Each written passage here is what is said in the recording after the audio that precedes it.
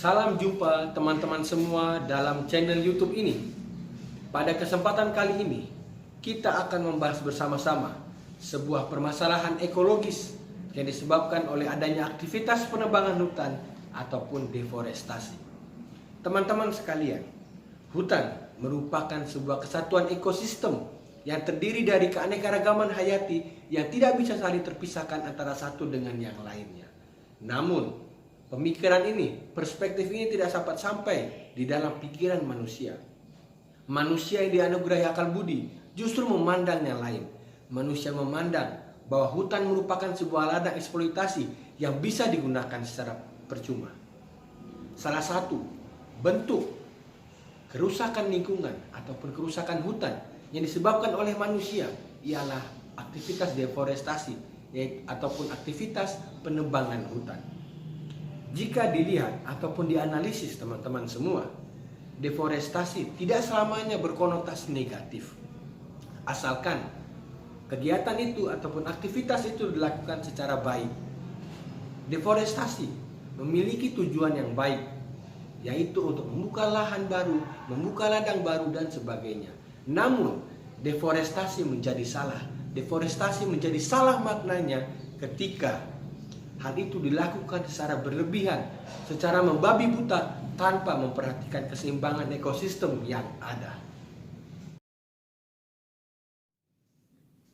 Teman-teman sekalian, ada berbagai macam gerakan yang telah dilakukan untuk mengatasi persoalan deforestasi yang terjadi secara berlebihan ini, mulai dari edukasi kepada masyarakat lewat berbagai media hingga pembentukan sistem hukum guna mengatasi persoalan deforestasi ataupun aktivitas penebangan hutan yang terjadi secara berlebihan ini.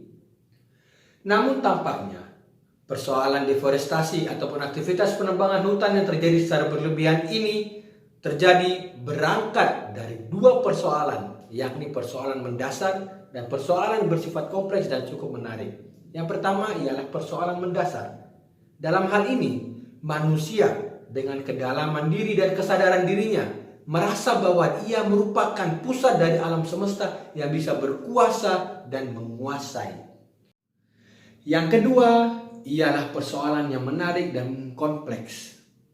Dalam hal ini dapat dilihat bahwa di negara-negara berkembang saat ini adanya pemenuhan kebutuhan bahan bakar, sehingga hal ini menjadi sebuah konsumsi global dan menjadi pemicu adanya aktivitas deforestasi ataupun penebangan hutan yang terjadi secara berlebihan.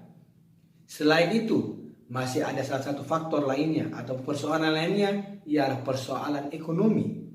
Dalam hal ini, manusia berusaha mengejar pertumbuhan ekonomi dengan menghalalkan segala cara, hingga pada akhirnya manusia merusakkan hutan sendiri dengan melakukan aktivitas deforestasi ataupun aktivitas penebangan hutan yang terjadi secara berlebihan. Teman-teman sekalian, ada dua paradigma berpikir yang saya gunakan sebagai dasar atas tanggapan saya, yakni deep ekologi dan tafsiran kitab suci, khususnya kitab Kejadian bab 1 ayat 26 sampai dengan 28. Deep ekologi pada dasarnya menuntut sebuah etika baru yang tidak berpusat pada manusia tetapi berpusat pada makhluk hidup dalam kaitannya mengatasi persoalan lingkungan hidup yang terjadi.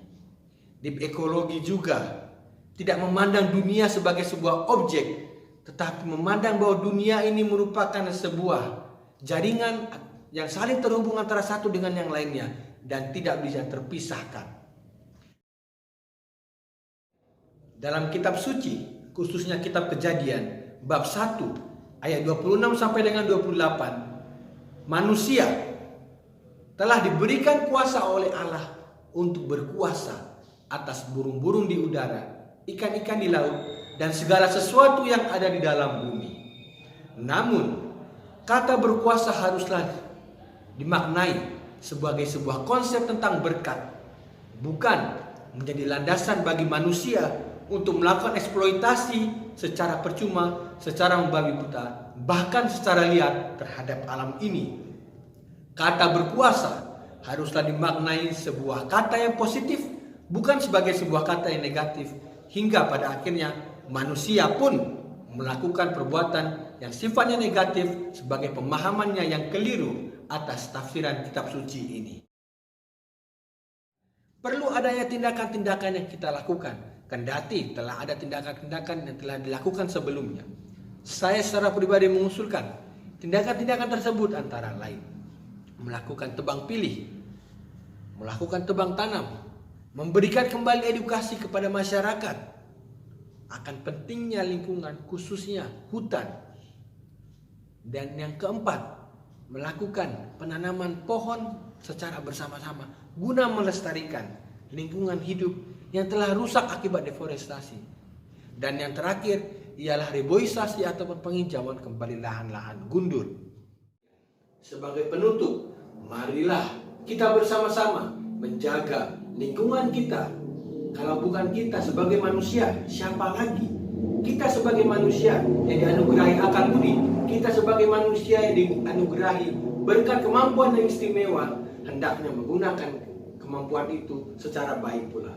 Marilah kita menjaga bersama-sama alam kita, khususnya kita menjaga bersama-sama hutan yang menjadi paru-paru dunia. Terima kasih.